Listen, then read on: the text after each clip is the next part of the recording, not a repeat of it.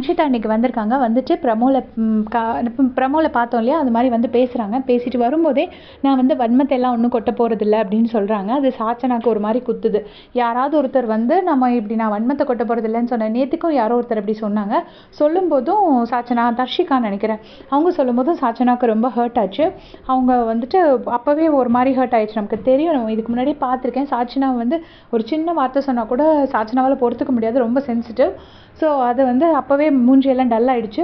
அப்புறம் கொஞ்ச நேரம் கழிச்சு அன்ஷிதா சொல்கிறாங்க, நீ விஷால் ஒரு வார்த்தை சொன்ன, விஷால்னு மென்ஷன் பண்ணல, நீ ஒரு வார்த்தை சொல்லும்போது அது நீ பார்த்து நெகட்டிவாக ஒரு வேர்டு சொல்லும்போது பார்த்து யூஸ் பண்ணு.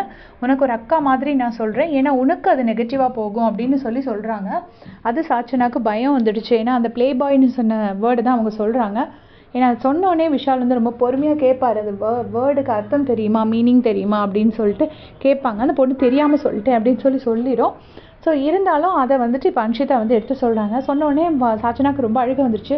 ஃப்ரெண்டில் வந்துட்டு அழ ஆரம்பிச்சிட்டாங்க. நாங்கள் வந்து காம்படிஷனாக வந்தனால தான் நாங்கள் அப்படி பேசினோம், எங்களுக்கும் வன்மமே கிடையாது, எங்களுக்கு ஜாப் எயிட்டுக்கும் சேலஞ்சிங் எயிட்டுக்கும் எந்த வன்மமே எங்களுக்கு கிடையாது, எங்களையும் கெஸ்ட்டாக கூப்பிட்டுருந்தா நாங்கள் சந்தோஷமாக வந்து விளையாண்டுருப்போம், எங்களை இதாக காம்படிட்டராக கூப்பிட்டனால தான் என்ன பண்ணணும்னு எங்களுக்கு தெரியாமல் நாங்கள் அப்படி ஆள ஆரம்பிச்சிட்டோம் அப்படின்னு சொல்கிறாங்க. சொல்லிவிட்டு அதை பேசி முடிச்சுட்டு நேராக போய் விஷால்கிட்ட போய் ஹக் பண்ணுறாங்க. விஷால் சமாதானப்படுத்துகிறாரு.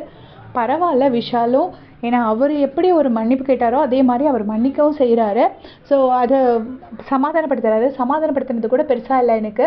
ஏன்னா விஷாலுக்கு எப்போயுமே சாச்சனாவும் பிடிக்கும், சாச்சனாவுக்கும் விஷாலை பிடிக்கும். ஆனால் அந்த இடத்துல சௌந்தர்யா வந்து சமாதானப்படுத்துகிறாங்க. நான் உண்மையிலே ஒரு நிமிஷம் ஷாக் ஆகிட்டேன்.